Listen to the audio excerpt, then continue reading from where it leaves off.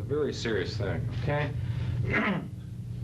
Aviators are poor in feelings. We don't want track marks up and down our back for the defect of showing feelings. Feelings are for queers and sissies, for people that are light, people that have some weird ideas about life.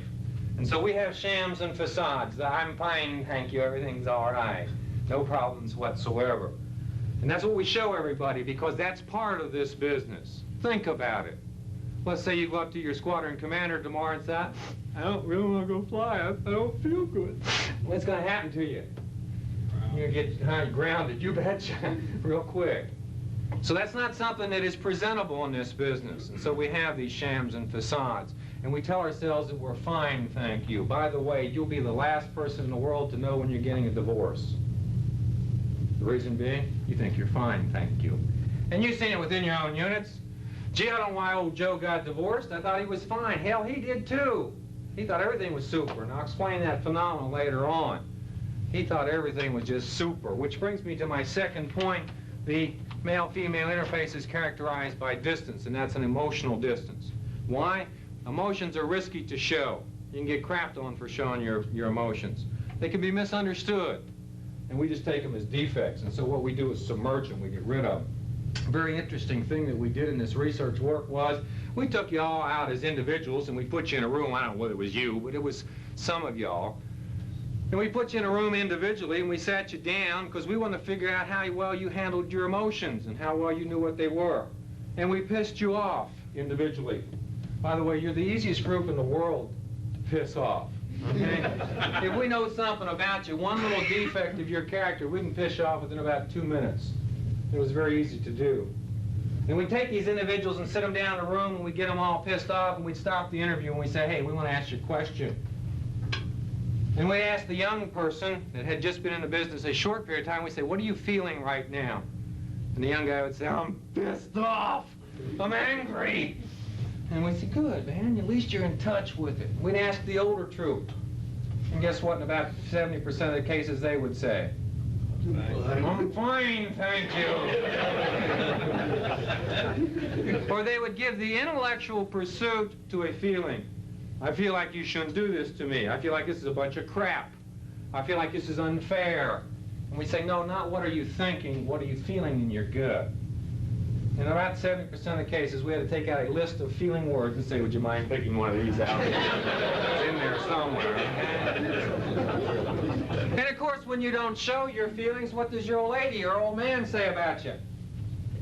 You unfeeling SOB? You have no idea how I feel. You have no idea how the children feel. You people don't feel. You're unfeeling people. Okay?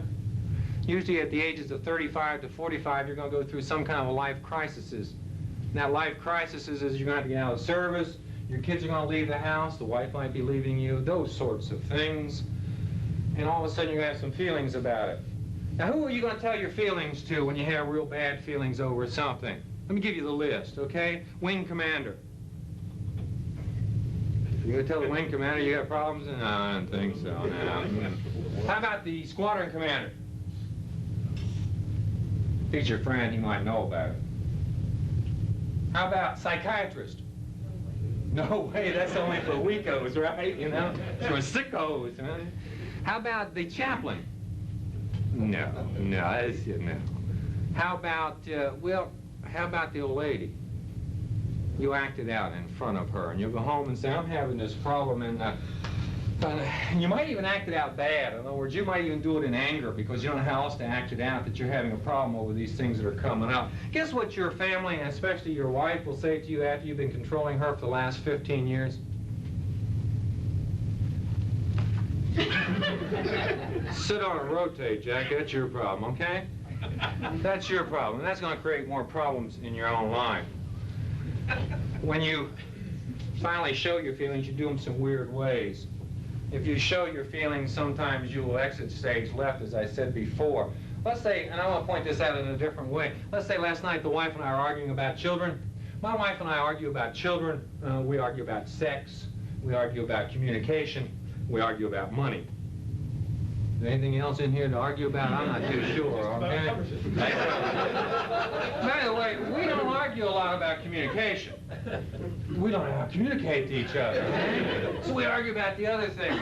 The number one cause of divorce in this business, by the way, is lack of communications. We know as a fact that it's at least 91% the number one cause of all divorces, if not more, okay?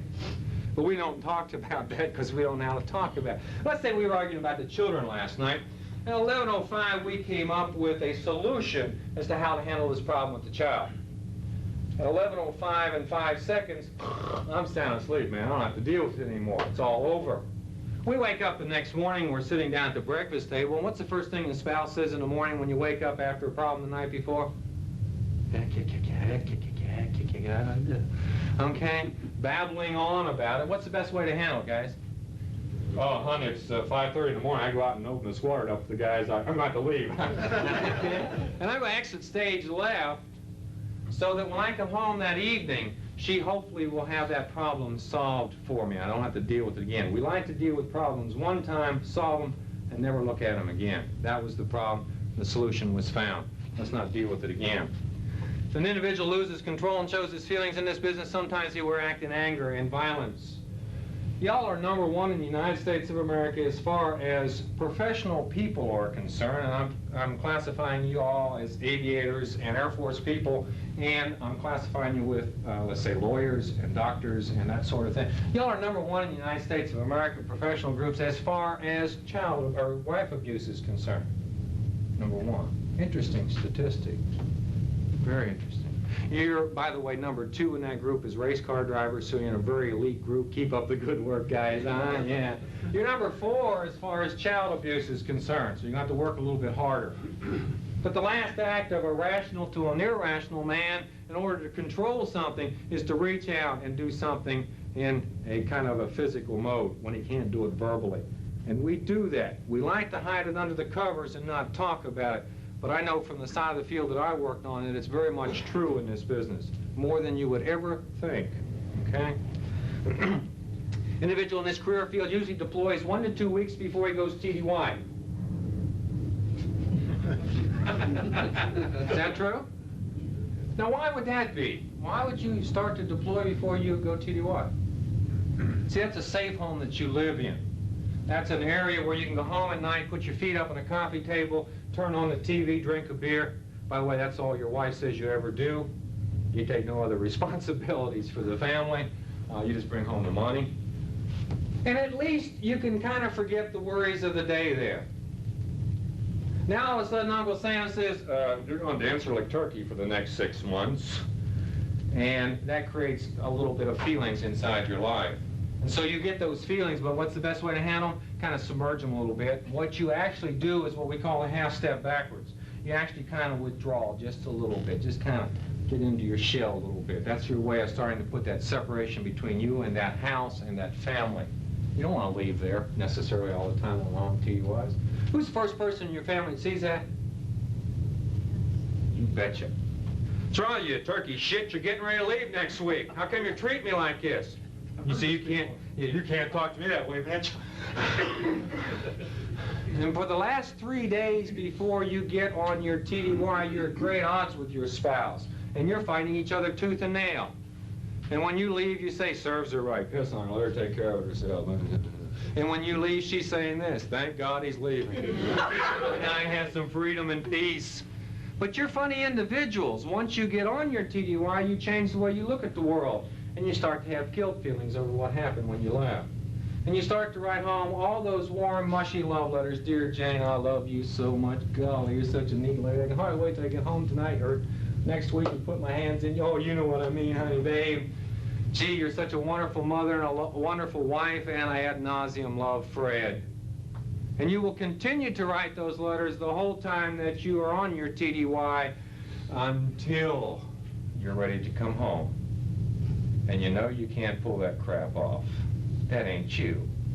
And so you change your letter writing the last week you're out there, and you write a different letter home. Dear Jane, the weather out here is fine. The guys and I are flying our butts off. Don't have a lot of time to write. Hope to see you soon. Affectionately, Fred. That's who's coming home, bitch. Okay? The same one that left. I want you to understand that, all right? And when you get